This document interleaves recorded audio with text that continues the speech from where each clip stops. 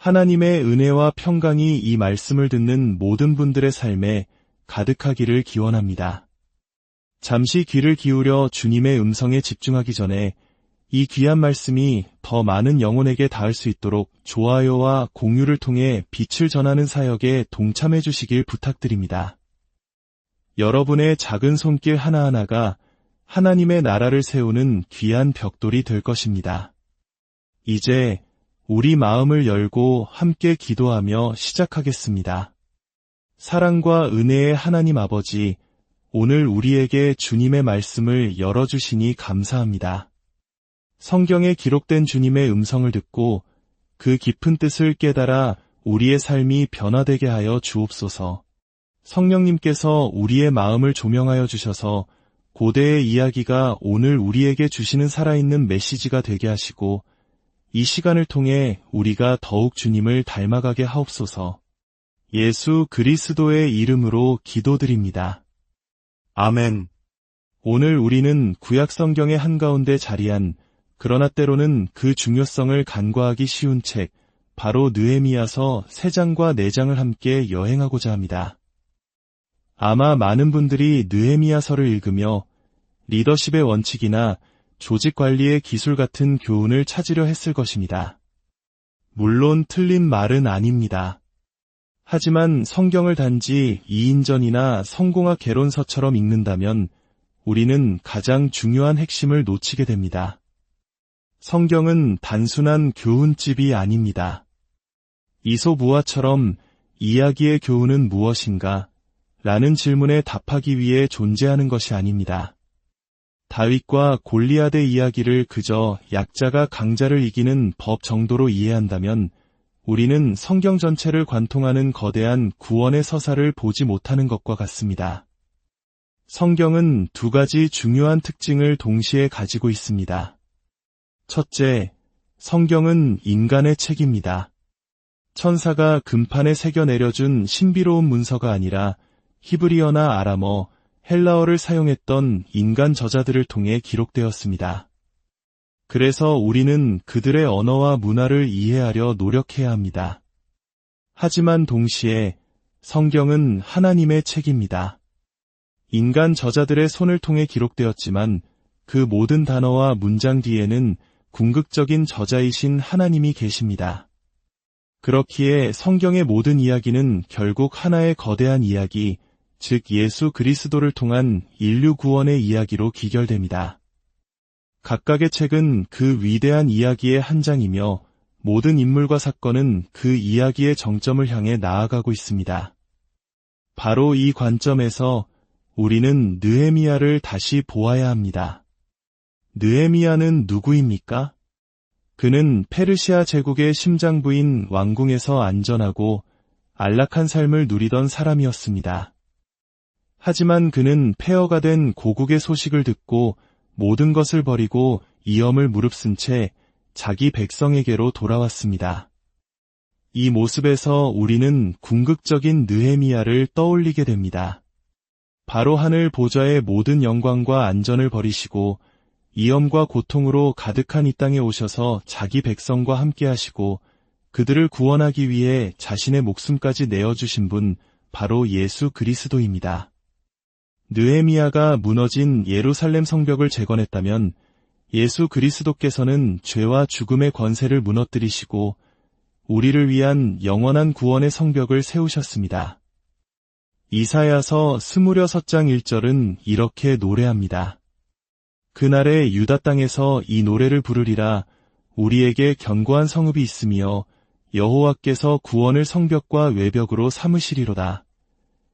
여기서 말하는 견고한 성읍은 단지 흙과 돌로 쌓은 예루살렘이 아닙니다. 이는 죄와 죽음으로부터 우리를 완벽하게 보호하는 구원의 공동체, 바로 하나님의 나라를 상징합니다. 느헤미야의 이야기는 바로 이 궁극적인 하나님 나라의 모형이자 그림자였던 것입니다. 이러한 거대한 관점을 마음에 품고 이제 우리는 느헤미야서 3장으로 들어가 보겠습니다. 이 장은 언뜻 보기에 지루한 이름들의 나열처럼 보입니다. 누가 어느 문을 만들고 누가 어느 구간의 성벽을 보수했는지 끝없이 이어집니다. 그래서 많은 설교자들이 이 장을 건너뛰기도 합니다. 하지만 이 명단 속에 실로 놀라운 복음의 원리가 숨어 있습니다. 그때의 대제사장 엘리야십이 그의 형제 제사장들과 함께 일어나 양문을 건축하여 성별하고 문짝을 달고 또 성벽을 건축하여 함메아 망대까지 이르러 성별하였고 이후로 수많은 이름이 등장합니다. 여리고 사람들, 드고아 사람들, 금장색, 향품 장수, 예루살렘 지방의 절반을 다스리던 자와 그의 딸들까지 남성과 여성이 함께 일했고 성직자와 평신도가 함께 땀 흘렸습니다. 각기 다른 마을에서 온 사람들, 상인계층과 노동자계층, 다양한 직업을 가진 이들이 모두 그 다음은 그 곁에서 함께 성벽을 쌓았습니다. 이것이 무엇을 의미할까요? 이는 하나님의 나라를 세우는 일이 더 이상 모세나 다윗과 같은 소수의 위대한 지도자에게만 맡겨진 사명이 아님을 보여줍니다. 하나님의 백성을 다시 세우는 사역은 하나님의 모든 백성이 함께 감당해야 하는 일이라는 선언입니다. 마치 거대한 오케스트라처럼 각기 다른 악기를 든 모든 연주자가 지휘자를 바라보며 자신의 파트를 연주할 때 비로소 장엄한 교향곡이 완성되는 것과 같습니다. 이것은 신약시대의 예수 그리스도를 통해 완성될 교회의 모습을 미리 보여주는 예표였습니다. 베드로전서 2장 5절은 우리에게 이렇게 말합니다. 너희도 산돌같이 신령한 집으로 세워지고 우리는 모두 살아있는 돌들입니다. 목회자만이 아니라 이 말씀을 듣고 있는 여러분 한 사람 한 사람이 모두 하나님의 성전을 함께 지어가는 거룩한 제사장입니다. 하나님께서 여러분을 지금 그 자리에 두신 것은 우연이 아닙니다. 여러분에게는 다른 누구도 대신할 수 없는 고유한 은사와 역할이 있습니다. 여러분만이 다가갈 수 있는 영혼이 있고 여러분만이 감당할 수 있는 사역의 자리가 있습니다. 느헤미야 3장에 나열된 이름들은 마치 서로 다른 퍼즐 조각과 같습니다. 금장색이 제사장의 일을 할 수 없고 상인이 통치자의 역할을 대신할 수 없습니다. 하지만 그들이 그 곁에서 서로 연결될 때 예루살렘을 지키는 견고한 성벽이 완성되었습니다. 마찬가지로 교회는 모든 성도가 각자의 자리에서 자신의 은사를 사용할 때 비로소 온전한 공동체로 세워져 갑니다. 더 나아가 이 명단은 그리스도 안에서 우리가 어떻게 하나가 되는지를 보여줍니다. 당시 사회의 모든 장벽, 즉 신분, 직업, 성별, 출신의 차이를 뛰어넘어 그들은 오직 하나님의 백성이라는 하나의 정체성 아래 연합했습니다. 웨일스의 위대한 설교가였던 마틴 로이드 존스 목사님의 이야기가 떠오릅니다. 그는 원래 영국 왕실 주치의의 수제자로 장래가 촉망되는 의사였습니다. 당시 영국 사회의 엄격한 계급 구조 속에서 그가 오를 수 있는 최고의 자리가 보장되어 있었습니다.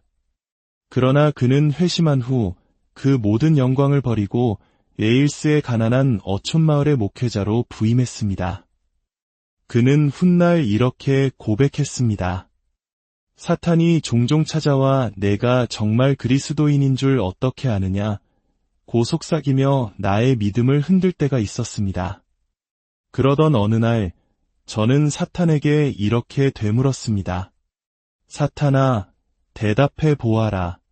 어째서 나는 나와 같은 학교를 나오고 같은 사회계층에 속한 유능한 의사 동료들과 의학에 대해 토론하는 것보다 예일스의 가장 비천한 어부의 아내와 함께 예수님에 대해 이야기하는 것을 더 기뻐하고 사랑하는 것이냐? 그 질문에 사탄은 아무 말도 못하고 물러갔습니다. 이것이 바로 그리스도 안에서의 연합입니다. 우리의 가장 깊은 정체성은 한국인, 의사, 사업가, 혹은 주부이기 이전에 그리스도인이라는 사실입니다. 이 정체성은 우리의 다른 모든 정체성의 가장 깊은 기초가 됩니다. 이 기초 위에서 우리는 서로 다른 배경을 가진 사람들과도 세상이 이해할 수 없는 깊은 유대감을 느끼게 됩니다. 느헤미야 3장의 다양한 사람들이 성벽을 함께 쌓았던 것처럼 오늘날 우리도 국적과 인종, 사회적 지위를 넘어 하나님의 나라를 함께 세워가는 동역자들입니다. 이제 4장으로 넘어가 보겠습니다. 하나님의 일이 순조롭게 진행될 때 반드시 반대와 공격이 뒤따릅니다. 산발락과 도비아가 조롱하며 말합니다. 저 미약한 유다 사람들이 하는 일이 무엇인가? 그들이 건축하는 돌성벽은 여우가 올라가도 곧 무너지리라. 이것은 단순한 비웃음이 아니었습니다. 그들의 정체성과 사역의 근간을 흔드는 악의적인 공격이었습니다. 우리의 삶도 마찬가지입니다. 우리가 하나님을 위해 의미 있는 일을 시작할 때 세상은 우리를 조롱하고 우리의 노력을 폄하하려 할 것입니다. 때로는 외부의 적보다 우리 안에서 들려오는 낙심의 목소리가 더 클 때도 있습니다. 10절을 보십시오. 유다 사람들은 이렇게 말합니다. 흙무더기가 아직도 많거늘 짐을 나르는 자의 힘이 다 빠졌으니 우리가 성을 건축하지 못하리라. 바로 이때 느헤미야의 리더십이 빛을 발합니다. 그는 2가지 일을 동시에 합니다. 9절입니다. 우리가 우리 하나님께 기도하며 그들로 말미암아 파수꾼을 두어 주야로 방비하는데 기도와 행동, 믿음과 책임, 이것이 바로 신앙인의 삶의 원리입니다. 우리는 모든 것을 하나님께 맡긴다고 말하며 아무것도 하지 않는 나태함에 빠져서도 안 되며 기도의 능력을 잊은 채 자신의 힘과 지혜만 의지하는 교만에 빠져서도 안 됩니다. 한 손에는 기도의 향로를, 다른 한 손에는 일의 연장을 들어야 합니다. 느헤미야는 백성들에게 칼과 창과 활을 잡고 한 손으로는 일하고 한 손으로는 무기를 잡으라고 명령합니다. 이는 영적 전쟁의 현실을 생생하게 보여줍니다. 우리는 하나님의 나라를 건설하는 건축가인 동시에 그 나라를 공격하는 악한 세력에 맞서 싸우는 군사입니다. 평안의 복음을 전하는 우리의 발은 항상 굳건히 서서 악한 영들과의 싸움을 준비해야 합니다. 느헤미야는 두려워하는 백성들을 향해 외칩니다. 너희는 그들을 두려워하지 말고 지극히 크시고 두려우신 주를 기억하고 너희 형제와 자녀와 아내와 집을 위하여 싸우라. 우리도 마찬가지입니다. 우리를 둘러싼 문제와 반대가 아무리 커 보여도 그 모든 것보다 크신 하나님을 기억해야 합니다. 우리를 위해 십자가에서 모든 원수의 머리를 깨뜨리시고 승리하신 주님을 바라보아야 합니다.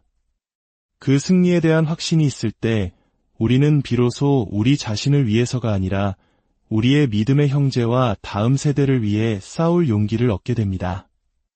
마지막으로 우리는 느헤미야가 드렸던 기도에 주목해야 합니다. 그는 자신들을 모욕하는 대적들을 향해 이렇게 기도합니다. 그들의 모욕을 그들의 머리로 돌리시고 그들의 악을 덮어 두지 마시고 그들의 죄를 주님 앞에서 지워버리지 마옵소서. 이것은 구약시대의 의로운 분노의 표현이었습니다. 그러나 십자가를 통과한 우리는 이제 다른 기도를 드릴 수 있게 되었습니다. 십자가 위에서 예수님께서는 자신을 조롱하고 못 박는 자들을 향해 무엇이라고 기도하셨습니까? 아버지, 저들을 사하여 주옵소서. 자기들이 하는 것을 알지 못함이니이다. 예수님께서 우리 대신 모든 모욕과 멸시, 저주를 받으셨기 때문에 우리는 이제 우리를 핍박하는 자들을 용서하고 축복할 수 있는 힘과 특권을 얻었습니다. 우리의 명예는 세상의 평가에 달려있지 않습니다. 우리의 이름은 하늘의 생명책에 기록되어 있습니다. 우리의 시민권은 영원한 하나님 나라에 있습니다. 이 진리야말로 세상의 어떤 조롱과 멸시도 이겨낼 수 있는 우리의 궁극적인 힘입니다. 말씀을 맺겠습니다. 느헤미야의 시대에 예루살렘 성벽을 재건했던 이야기는 오늘 우리에게 중요한 메시지를 던져줍니다. 첫째, 우리는 모두 각자의 자리에서 하나님의 나라를 세워가는 거룩한 사역자라는 사실입니다. 둘째, 우리는 그리스도 안에서 모든 차이를 넘어 하나 된 공동체라는 것입니다. 셋째, 우리는 한 손의 기도, 한 손의 사명을 들고 믿음과 책임을 다해야 합니다. 마지막으로 우리는 우리 대신 모든 멸시를 당하신 그리스도의 은혜로 우리를 반대하는 세상 속에서도 담대히 서서 용서와 사랑을 실천해야 합니다. 오늘 여러분이 서 있는 그 자리가 바로 성벽의 한 구간입니다.